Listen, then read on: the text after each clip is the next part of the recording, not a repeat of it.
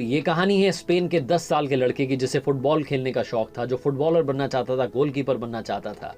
ये कोच के पास गया, जाकर के बताया कि मैं रियल मैड्रिड की तरफ से गोलकीपर बनना चाहता हूँ, नंबर 1 प्लेयर बनना चाहता हूँ। लेकिन इस लड़के के भाग्य में कुछ और लिखा था। जब ये 20 साल का हुआ, जब इसे रियल मैड्रिड वाले साइन करने वाले थे, उससे ठीक पहले इसका एक्सीडेंट हो गया और ये हॉस्पिटल पहुंच गया।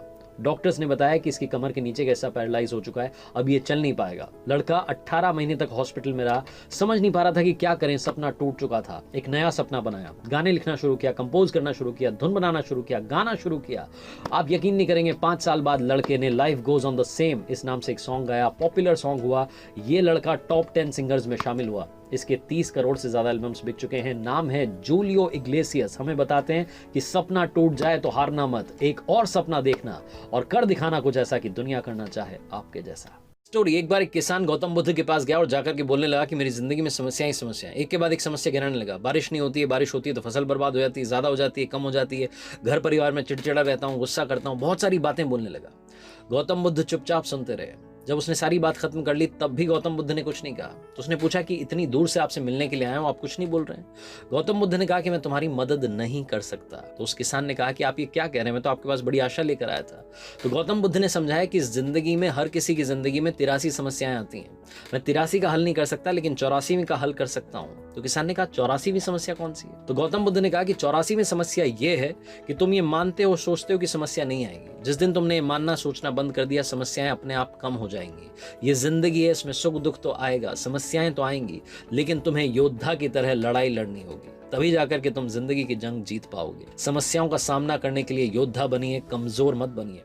एक बार एक गरीब लड़का सामान बेच बेच करके पैसे कमाता था और उससे अपनी स्कूल की फीस भरता था। एक दिन ऐसे ही सामान बेचने के लिए निकला था, जोरों की भूख लगी हुई थी। एक घर में जाकर के इसने एक गिलास पानी मांग लिया। वहां जो लड़की थी वो अंदर से एक गिलास दूध ले आई। उसे लगा कि ये भूखा है, प्यासा है। इसने जैसे ही दूध पिया तो इसको लगा कि मेरी भूख मिट गई है, कुछ मुझे पेमेंट करना चाहिए। तो इसने पूछा कि मैं आपको क्या पैसे दे सकता हूँ इसके बदले। तो लड़की ने मना कर दिया कि मेरी मम्मा ने मुझे सिखाया है कि अगर किसी की मदद करो तो पैसे मत लो। ये बात आई गई होगी, लड़का बहुत बड़ा डॉक्टर बन गया पढ़ाई लिखाई पूरी करके। ये जो लड़की थी इधर बीमार हो गई। लोकल डॉक्टर्स ने इससे कहा कि बड़े शहर जाइए, बड़े डॉक्टर आपका इलाज करेंगे। हॉस्पिटल में आकर के एडमिट हो गई। जिस हॉस्पिटल में आई उसी हॉस्पिटल में लड़का डॉक्टर था। नाम था इसका हावर्ड केली। हावर्ड केली को जब ये मालूम चला कि वो लड़की उसी गाँव से आई है जहाँ ये रहता था, जहां पर इसे एक गिलास दूध मिला था, तो इसने पूरी जी जान लगा करके उस लड़की का ट्रीटमेंट किया। लड़की ठीक हो गई। उसके पास जब बिल पहुंचा तो बिल के ऊपर एक छोटी सी पर्ची थी जिस पर लिखा था कि आपको घबराने की जरूरत नहीं है, इस बिल का पेमेंट कर दिया गया है एक गिलास दूध के द्वारा बहुत सालों पहले। छोटी सी कहानी लाइफ में बहुत बड़ी बात सिखाती है।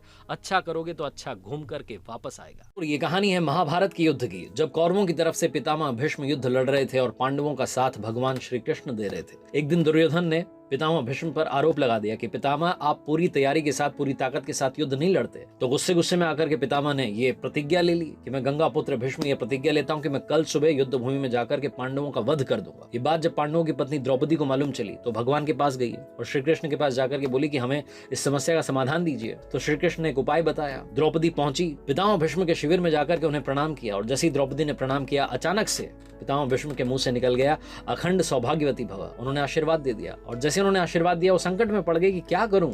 थोड़ी देर पहले प्रतिज्ञा ली थी और अब अपनी ही बात से अपनी ही बात को काट दिया। इस तरीके से भगवान श्री कृष्ण ने पांडवों की जान बचा ली। छोटी सी कहानी बताती है कि जिंदगी में संस्कार रखिए। ये द्रौपदी के संस्कार थे कि जाकर के पितामह को प्रणाम किया। और दूसरी बात, इस जिंदगी में हर समस्या का समाधान जरूर मिलेगा।